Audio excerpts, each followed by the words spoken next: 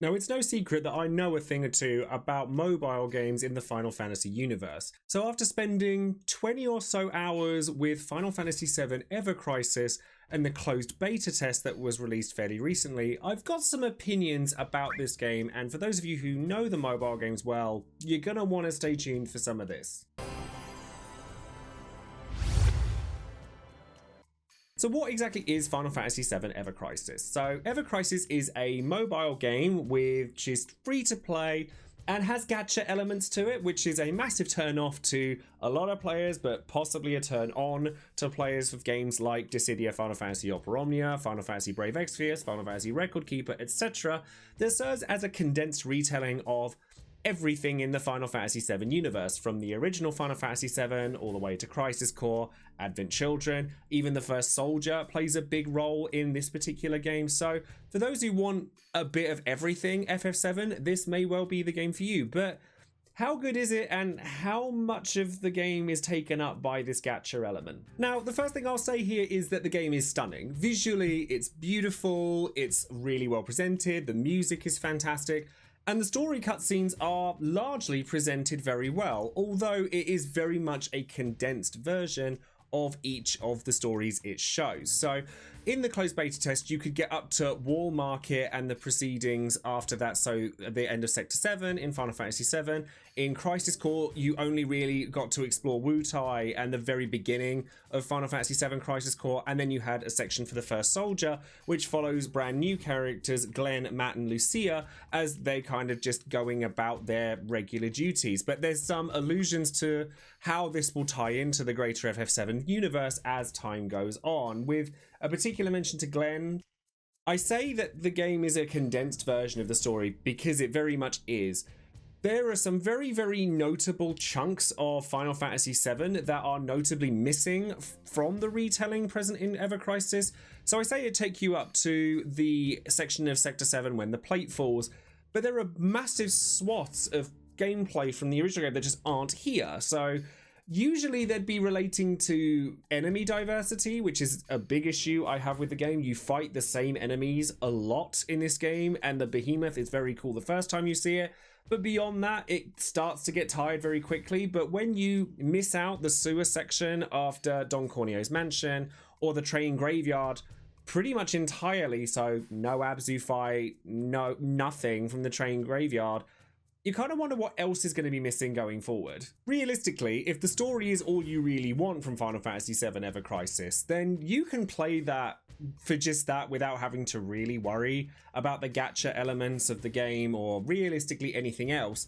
But you have to ask yourself, why are you playing this game for just the story if you could just go and play the original Final Fantasy VII or its relating games and get a much richer experience? Beyond the story missions, you have various different ways of strengthening your characters. So this kind of doesn't really separate itself from any other gacha game in the way in which it operates. You find ways of improving your characters or their weapons, which you would acquire through the gacha system, or just getting items that make different things stronger. There are a lot of different items, some of which are unnecessarily separated from one another. So for example, for you to increase the level cap of one of your weapons, it may require steel, it may require rose gold, and you have to do different missions to grind out all of these at different occasions depending on which weapons you've got, and it just seems unnecessarily grindy and convoluted for seemingly no reason. And this was my biggest issue with Ever Crisis as a whole.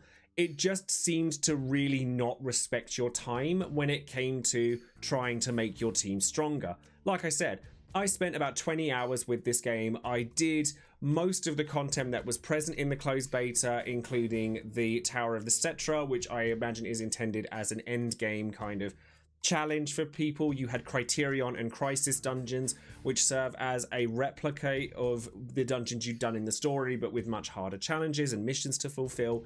So in theory, there was a lot of content present there, but you never got to see most of it because you had to spend so much time in the grinding dungeons, getting paltry amounts of XP for your characters and their weapons and materials to make those weapons stronger, that it just felt like for every 5 minutes of gameplay I actually wanted to have, I had to suffer through an hour of gameplay I didn't want.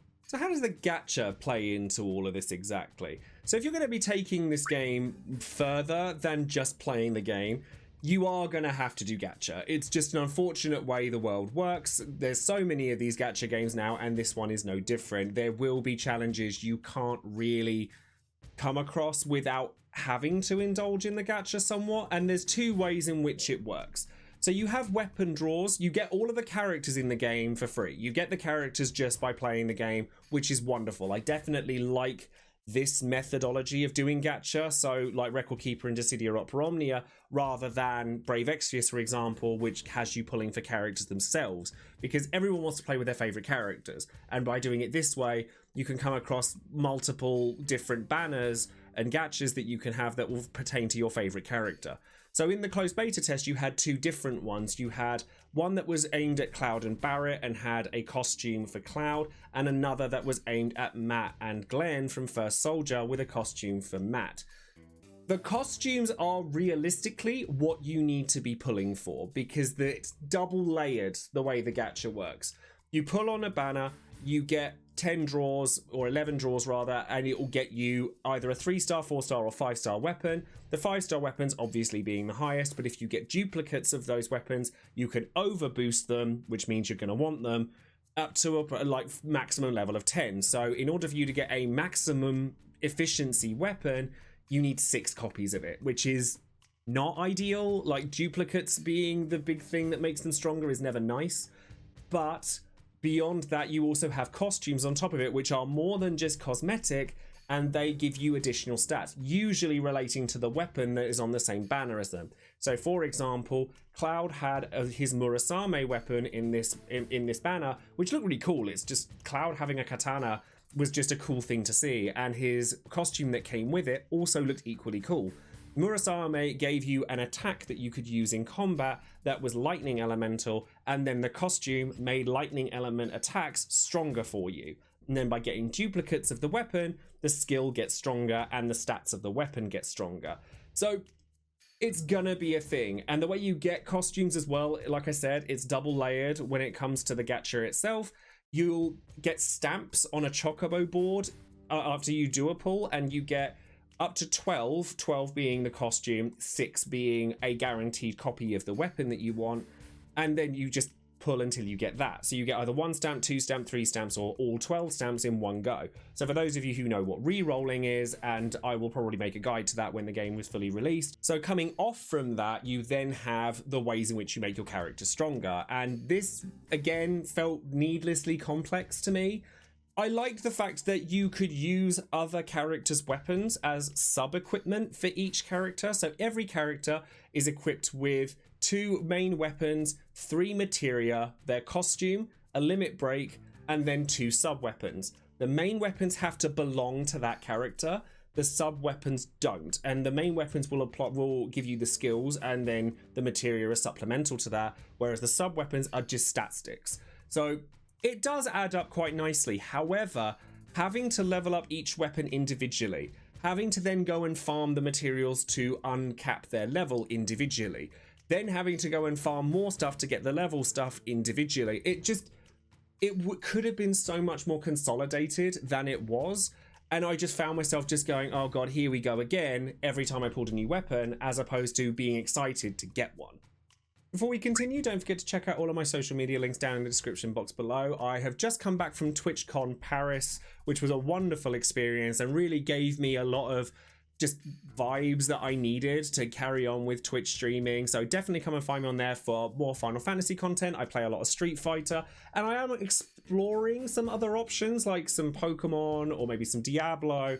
Definitely come and find me on there with just chatting, makeup, all sorts of crazy stuff that we do over on Twitch. It'd be lovely to see you there and get to know you better.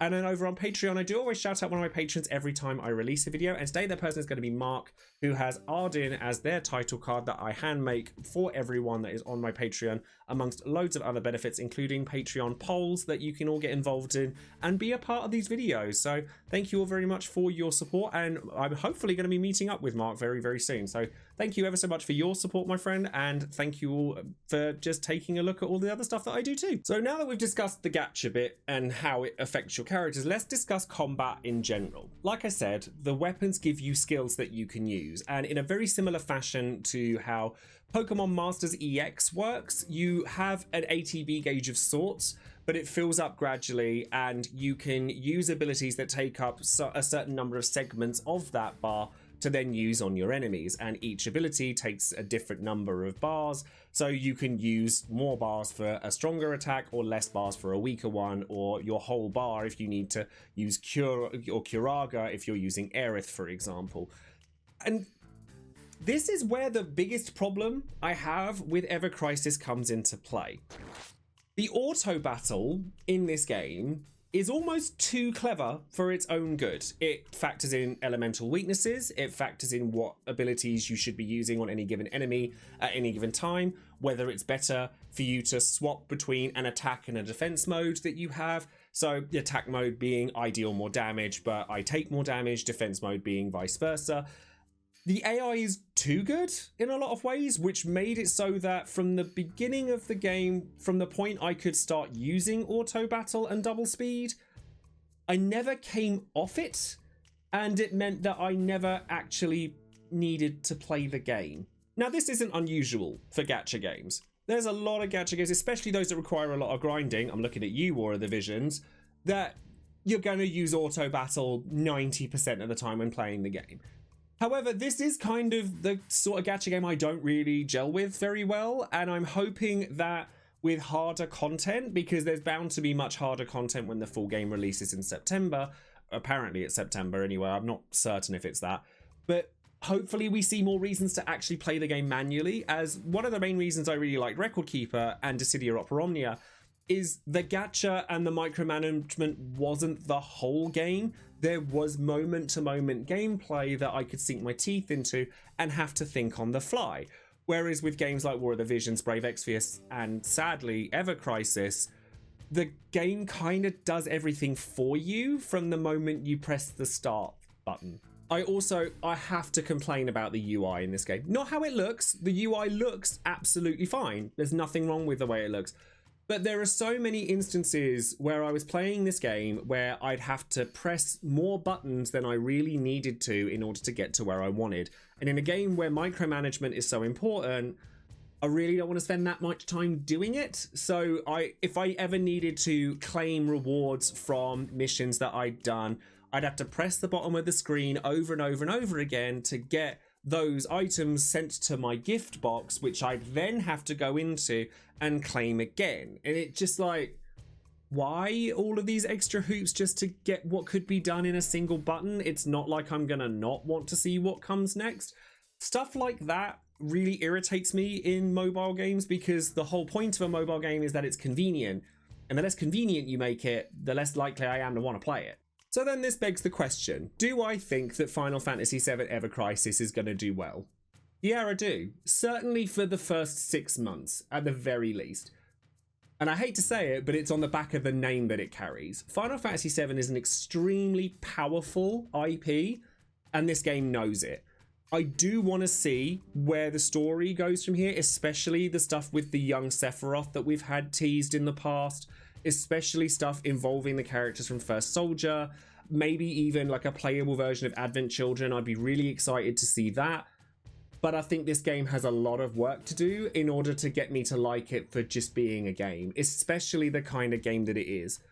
As far as gacha games go, I don't know how I feel about it, primarily because there were no monetization options during the closed beta test, but I definitely think it's going to be in line with what you'd expect from other gacha games, which is an off-putting thing for me. Like normally in Britain, a multi-pull for, say, Dissidia would cost you, if you were doing it raw without any kind of deals, it'd be about £27, something like that. And that is too much money for something like that, especially as somebody who was very experienced in saving up and stuff like that. It's still too expensive.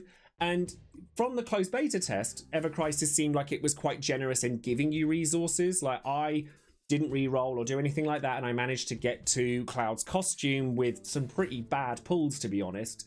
And I didn't quite get to Matt's costume because he had one in his second banner alongside Glenn. But the gacha is all well and good if it's okay, but the game has to be fun as well. And so far, it's been so like it's just another auto battling gacha game. I guess my biggest issue with it is that it doesn't really separate itself from any other gacha. It doesn't bring anything new to the table other than stunning visuals and decent storytelling, which isn't something you see very frequently in a mobile game. And it really is gorgeous. Like, I can't take that away from it. But it's going to have a bit more game before I can really recommend it wholeheartedly. So that is all for my quick first impressions of 20 hours worth of the closed beta test of Final Fantasy VII Ever Crisis.